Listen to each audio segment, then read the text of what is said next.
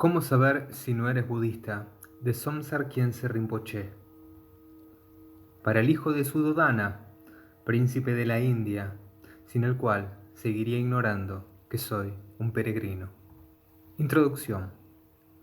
En cierto vuelo transatlántico, me tocó el asiento central de la fila central del avión junto a un hombre muy simpático que, viendo mi cabeza rapada y mi túnica granate, no tardó en deducir acertadamente que era budista.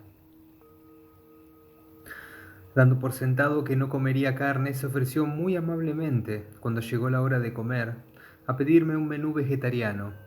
Y como el vuelo era muy largo, empezamos, para pasar el rato, a hablar de budismo. La gente suele asociar el budismo y a los budistas con la paz, la meditación y la no violencia. De hecho, muchos parecen pensar que para ser budista basta con vestir una túnica granate o azafrán y esbozar una sonrisa. Siendo como soy un budista entusiasta, esa reputación me enorgullece, sobre todo en su faceta no violenta, algo bastante excepcional dadas las guerras y la violencia, especialmente la violencia religiosa que salpican nuestra época. A lo largo de toda la historia de la humanidad, la religión ha desencadenado episodios de una crueldad extraordinaria.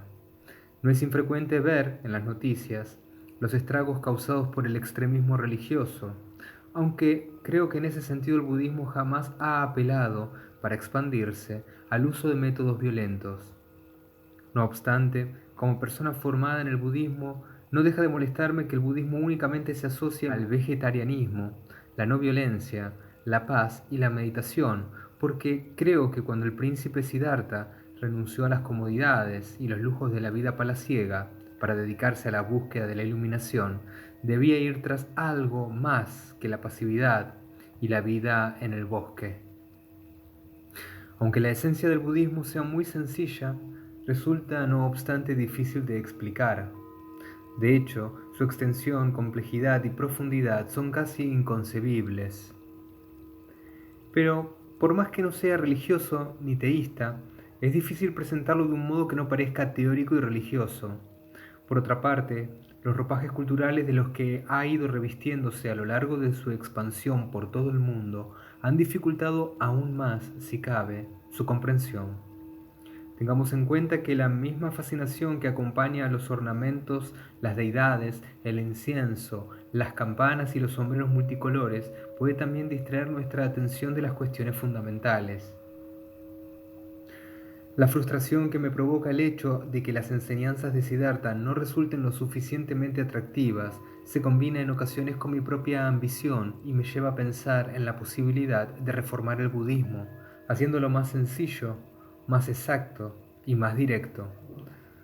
Pero pensar, como a veces hago, en la posibilidad de simplificar el budismo y de reducirlo a prácticas concretas, como meditar 3 veces al día, usar ciertos ropajes y sustentar determinadas creencias para que el mundo acabe convirtiéndose al budismo, me parece demasiado complicado y erróneo.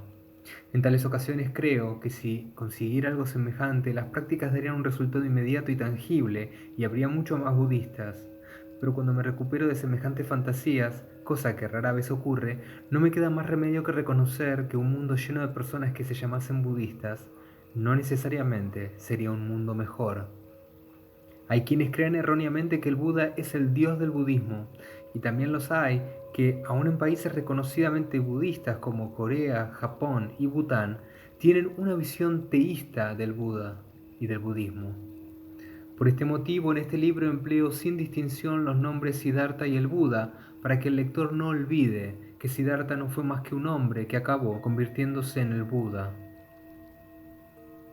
Es muy comprensible que haya quienes crean que los budistas son los seguidores de ese hombre llamado el Buda, pero no debemos olvidar que el mismo Buda insistió en la necesidad de no venerar a la persona, sino la sabiduría de quien imparte la enseñanza.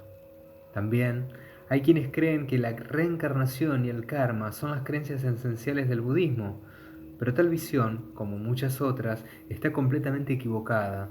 El budismo tibetano, por ejemplo, es llamado en ocasiones lamaísmo, y también hay quienes no creen que el Zen sea una forma de budismo. Por último, hay personas más informadas, aunque igualmente equivocadas, que emplean términos tales como vacuidad y nirvana sin entender en realidad su significado. En una conversación casual, como la que mantuve con mi compañero de viaje, el no budista puede preguntar, ¿qué le hace a uno budista? Una pregunta muy difícil porque si la persona está realmente interesada, la respuesta no se adapta con facilidad a las conversaciones de sobremesa y las generalizaciones. Además, suele provocar todo tipo de malentendidos. Supongamos, por ejemplo, que uno brinda la auténtica respuesta, es decir, la respuesta que aclara el fundamento mismo de esta tradición más que bimilenaria. En realidad, uno es budista si acepta las 4 verdades siguientes. Todas las cosas compuestas son impermanentes. Todas las emociones son dolorosas. Todas las cosas carecen de existencia inherente. El nirvana está más allá de los conceptos. Estas 4 afirmaciones esbozadas por el mismo Buda son conocidas como los 4 sellos. Tradicionalmente hablando, el término sello se refiere a la marca que confirma la autenticidad de algo. En aras de la simplicidad, nos referimos a estas afirmaciones como sellos y verdades que el lector, por cierto, no debe confundir con las 4 nobles verdades del budismo, que se refieren a aspectos diferentes del sufrimiento. Pero, por más que se diga que los 4 sellos explican el budismo, no parece que la gente quiera saber mucho al respecto. Sin más explicaciones, no suelen despertar gran interés y en la mayor parte de los casos solo sirven para desalentar a nuestro interlocutor. No es de extrañar que en tal situación el tema de conversación derive rápidamente hacia otros derroteros y ahí finalice todo. Según se dice, no deberíamos interpretar metafórica ni místicamente el mensaje encerrado en los 4 sellos, sino que deberíamos tomárnoslo literalmente y muy en serio. Pero los 4 sellos no son preceptos ni mandamientos. Basta con reflexionar un poco para advertir que no hay en ellos mención alguna a la buena o la mala conducta, razón por la cual no deberíamos tomarlos como una moral o un ritual. Se trata muy al contrario de verdades seculares basadas en la sabiduría, la preocupación fundamental del budismo. En este sentido, los principios morales y la ética son completamente secundarios, hasta el punto de que el hecho de fumar o la estupidez no le impiden a nadie convertirse en budista, aunque ello tampoco implique que se nos conceda licencia para comportarnos de manera malvada o inmoral. Hablando en un sentido amplio, la sabiduría se deriva de una mente que posee lo que los budistas denominan una visión correcta. Aunque obviamente la visión correcta no se haya circunscrita al ámbito budista. La visión es en última instancia la que determina nuestra motivación y nuestra acción.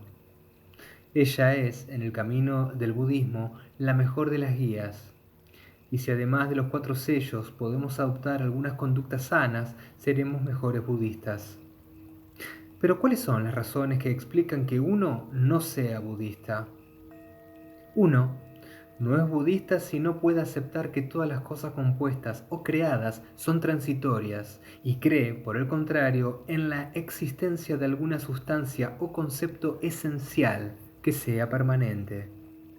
Uno no es budista si no puede aceptar que todas las emociones son dolorosas y cree por el contrario que algunas emociones son placenteras. Uno no es budista si no puede aceptar que todos los fenómenos son ilusorios y vacíos y cree por el contrario que ciertas cosas poseen una existencia inherente. Si por último uno cree que la iluminación existe dentro de las esferas del tiempo, el espacio y el poder, tampoco es budista. ¿Qué nos convierte entonces en budistas? Usted puede haber nacido o no en un país o en una familia budista, llevar túnica o no llevarla, afeitarse la cabeza o no afeitársela, comer carne y adorar a Eminem o a Paris Hilton, sin que nada de ello le impida ser budista. Lo único que se necesita para ser budista es aceptar que todo fenómeno es transitorio, que todas las emociones son dolorosas, que todas las cosas carecen de existencia inherente y que la iluminación está más allá de todo concepto. Tampoco es preciso para ser budista tener continuamente conciencia de estas 4 verdades, pero deben estar en su mente. Uno no va por ahí recordando de continuo su nombre, pero cuando le llaman, responde sin dilación alguna.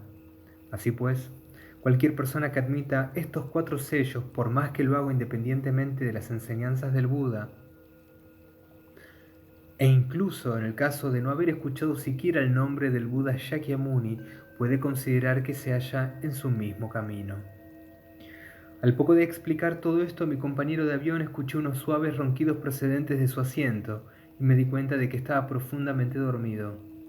No pareció, pues, que nuestra charla hubiera atenuado su aburrimiento.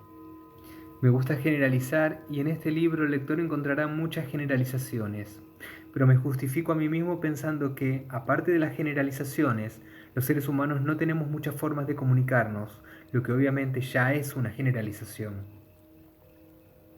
Este libro no pretende convencer a nadie para que siga al Buda Shakyamuni, se convierta en budista o practique el Dharma. Por ello, no menciono deliberadamente ninguna técnica de meditación ni hablo tampoco de prácticas ni mantras. Mi principal objetivo, por el contrario, se limita a subrayar aquellos aspectos del budismo que lo diferencian de otros enfoques. ¿Qué fue lo que dijo este príncipe indio que despertó el respeto y la admiración de científicos modernos tan escépticos como Albert Einstein? ¿Cuál es el mensaje que moviliza a tantos miles de peregrinos a peregrinar postrándose desde el Tíbet hasta Bodh Gaya? ¿Qué es lo que diferencia el budismo de las demás religiones? Como creo que las respuestas a todas estas preguntas giran en torno a los 4 sellos, he tratado de presentar estos difíciles conceptos con el lenguaje más sencillo posible. Siddhartha quería llegar a la raíz del problema, razón por la cual el budismo no está ligado a ninguna cultura. Sus beneficios, por otra parte, tampoco se hallan circunscritos a una sociedad, ni se interesan por el gobierno ni por la política. Siddhartha no estaba interesado en los tratados académicos ni en las teorías científicamente demostrables. Le importaba muy poco si el mundo es plano o esférico. Su interés era de un orden estrictamente práctico. Lo único que quería era llegar a la raíz del sufrimiento. Espero que el lector entienda que su enseñanza no es una gran filosofía intelectual que deba ser leída y olvidada luego en un estante, sino una visión lógica y práctica que se halla al alcance de cualquier ser humano. Por ello, he tratado de utilizar ejemplos procedentes de todos los aspectos de la vida y de todos los rincones del mundo, desde el enamoramiento hasta la aparición de la civilización tal y como la conocemos. Y aunque estos ejemplos sean diferentes a los empleados por el Buda, su mensaje sigue siendo hoy tan pertinente como siempre. Siddhartha nos alertó en contra de la aceptación indiscriminada de sus palabras. Por ello, invito al lector a analizar detenidamente lo que lea en las siguientes páginas.